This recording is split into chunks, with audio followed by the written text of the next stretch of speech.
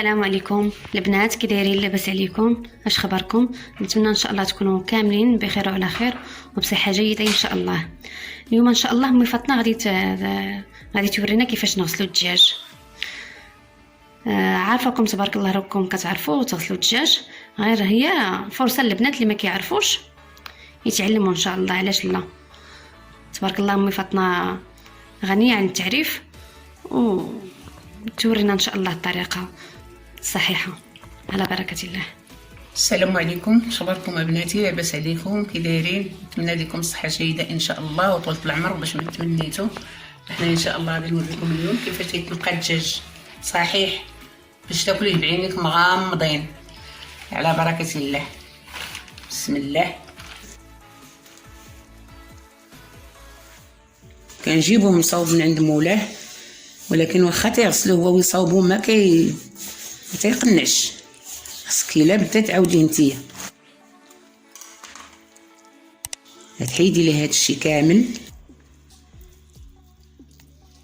هاد الشحمه اللي كتكون لداخل.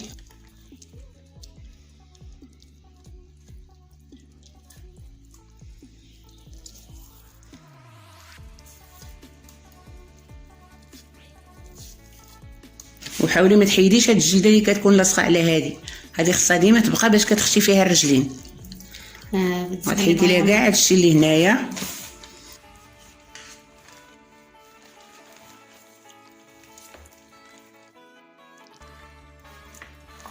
وهاد جلده العنق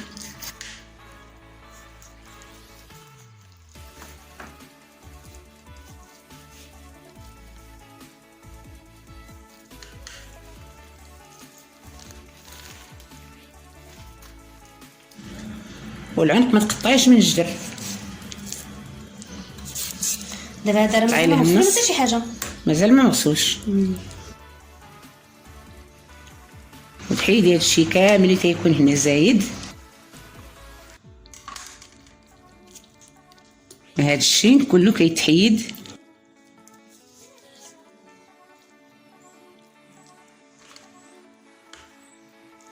كتبقاي تبعي داك الجلدات اللي كتحيد. هادشي كامل تيتحيد، هادشي اللي الشحمه اللي لداخل ودوك الخيوط ما كتبقى حتى حاجه.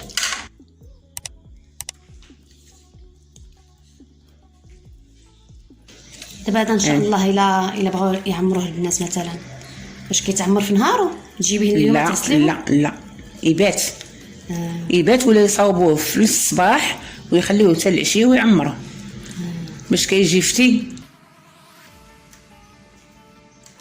هانسى نقيتها وغادي نحيد ليها هاد الجناوح، حيت هاد الجناوح الا رديتي الدجاجه طيب كيطيحوا ما كيبقاوش لاصقين فيها.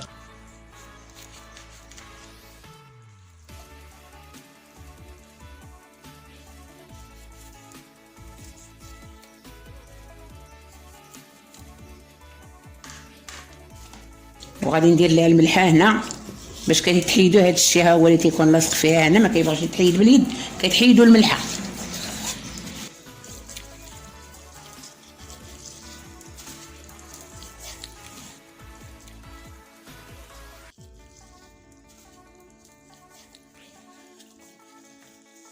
هانتي هادشي ما كتبقايش تعدوي معايا الا درتي الملحه كتكون حرشه كتجر كاع داكشي اللي في الجناب ديال الدجاج. هانتي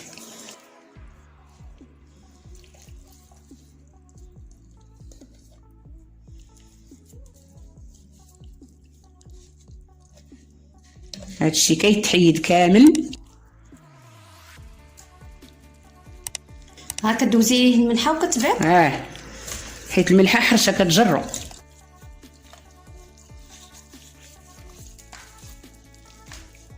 وطليها كامله بالملحه.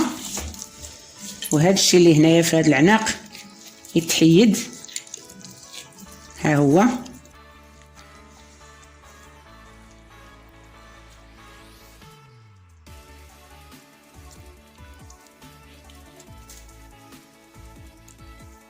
هادشي كامل تيتحيد. اللي ما بغاتش تحيد لك بيديك قطعيها بالموس.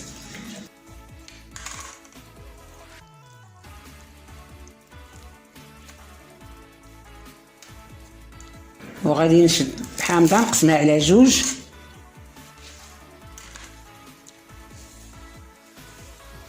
غنعصر شويه في هذه ونعصر شويه في هذه الجهه ونطليها كامله بالحامض والملحه. وهذاك الطرف اللي طليت ليها غادي ندير ليه بحال هكا ونخشيه هنايا باش ما كتبقاش داك الزفوريه، باش غير تحيد داكشي كامل اللي فاش الدجاج تيولي رطب. انت نقي لها الصدر ما يبقى فيه حتى حاجه، وغادي دير لها بحال هكا تقبلها بالموس. ها هي حنا هذه نقيناها، ها هي ما بقات فيها حتى حاجه، ولكن غتبقى في الملح والحامض بلاتي. هادشي اللي لياش دابا؟ لا هي نوريكم وحده اخرى.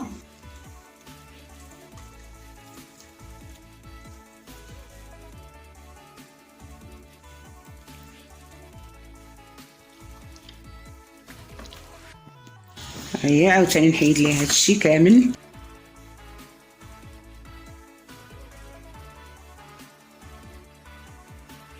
نحيد هاد الجناوح ماشي من الجدر، غير من تحت فوق الطابق الجناوح.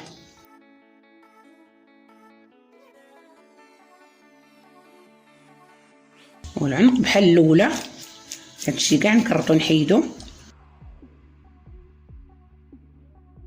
هذيك كيبان لي داك حيدتي ليه هذيك، حيدتو لقيتو ما زوينش ولا نحيدو. يعني الا بغينا نعمروها، الا بغيتي تعمريها واخا كاع حيدتي هذا، غادي تقبي هذه من هنا وتقبي هذه من هنا، وغادي تجيبي هاد الرجل خشاف هذه هنايا وهاد الرجل خشاها في الجهه الاخرى، صافي غتبقى عامره، ما كاين حتى مشكل فيها. وبالنسبه الا ما بغاش يعمروها صافي ماشي مشكل، صافي تقطع.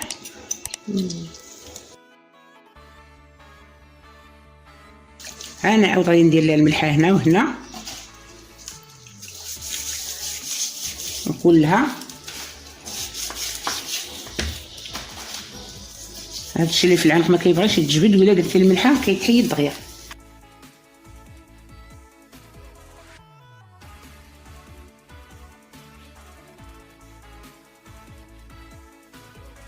هانتوما هادشي كاع يتحيد، هادشي هذا ما كيبقاش، كيخصو يتنقى مزيان.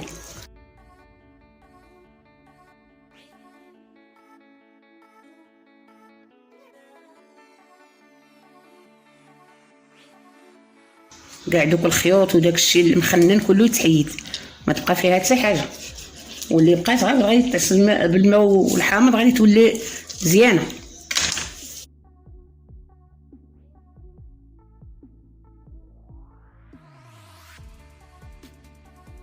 غادي نعاود نقطعها ونديرها لها في جنبها.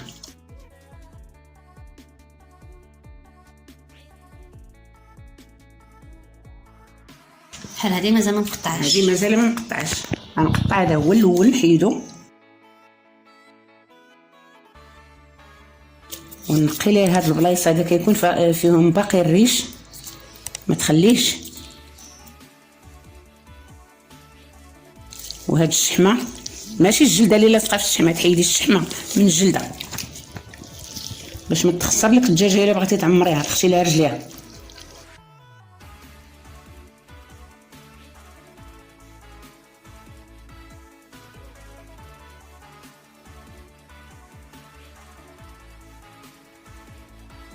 نتوما البنات هاد الطريقه واضحه، كتبقاي في الاول تبعي داك الشحمه اللي كاينه من الداخل، وهذوك اللي تيكونوا في الجناب كدير لهم الملحه باش تبعك بالزربه، كتحيدي ديك الجلده ديال العنق الاول، وعاد كتبقاي تقطعي العنق. هي الطريقه واضحه لكم البنات.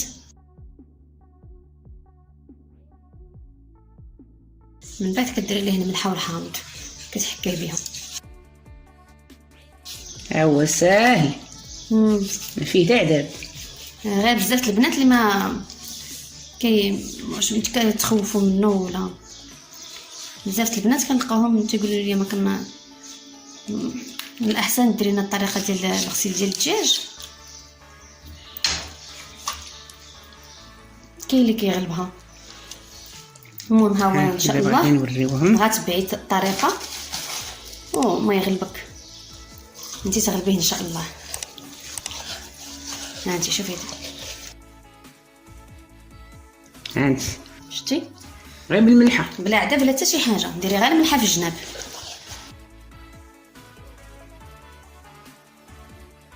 هانت ها الجهه الاخرى عاود، ها هو ما فيه لا عدا بلا والو، كديري الملحه تيجي هادشي كامل تابعك وبالزربه تغسليه. الدجاج الا جا شي واحد ياكلو ويلقى فيه هاد الشيء غيعيفو، خصو يكون نقي. الدجاج ملي كيتصاوب مزيان كيطيب كيكون ناشف، ما كيكونش يتزلق. هانت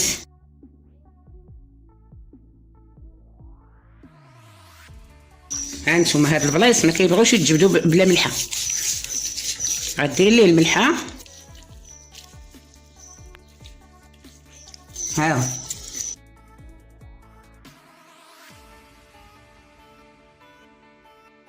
هو هادشي كامل تيتحيد بالملحه. كتبقى الدجاجه نقيه بلا شحمه بلا والو، لا خيوط لا حتى حاجه كتبقى فيها.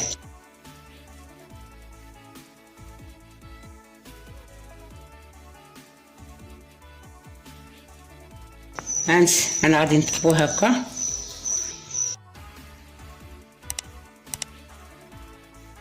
غادي نغسلو بالحامض ندهنو كامل.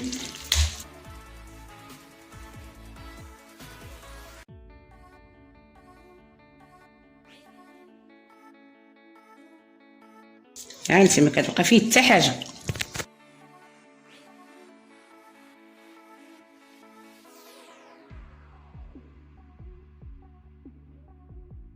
ها هو الدجاج ديالنا دابا طليناه بالملحه والحامض، غادي نخليوه واحد ربع ساعه وعاد نغسلوه باش كيشرب ديك الملحه دابا ما ديري لا ما حتى شي حاجه، تخليها هكا في الصينيه. نخليه هكا حتى من بعد وعاد نوريكم ثاني الطريقه كيفاش.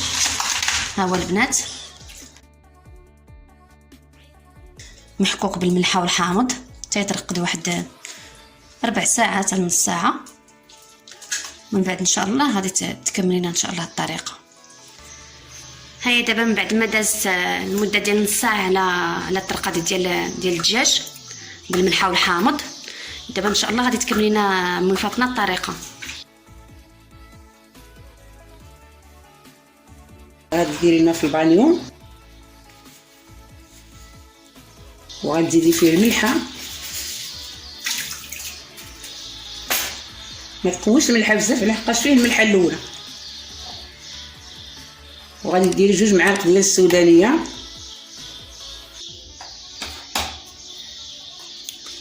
2 معالق ديال السكينجبير،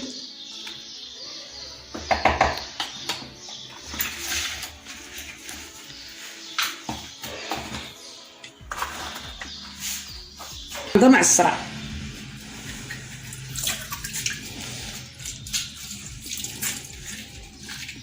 حامضه عصريها والوحه هي هكا ديريها في الماء، هي والقشره ديالها قشرتها بكلشي.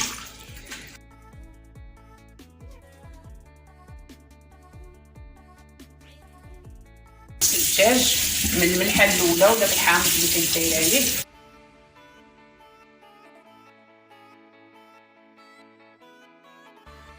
وغادي نعاود ننزلو هنا.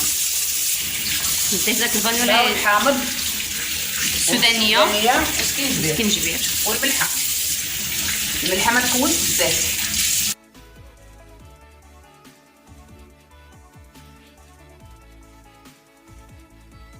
انا كنغسلو كنجيب كامل داكشي اللي في الجناب ما بقى فيه حتى حاجه، وغتقضي فيه وسط الماء.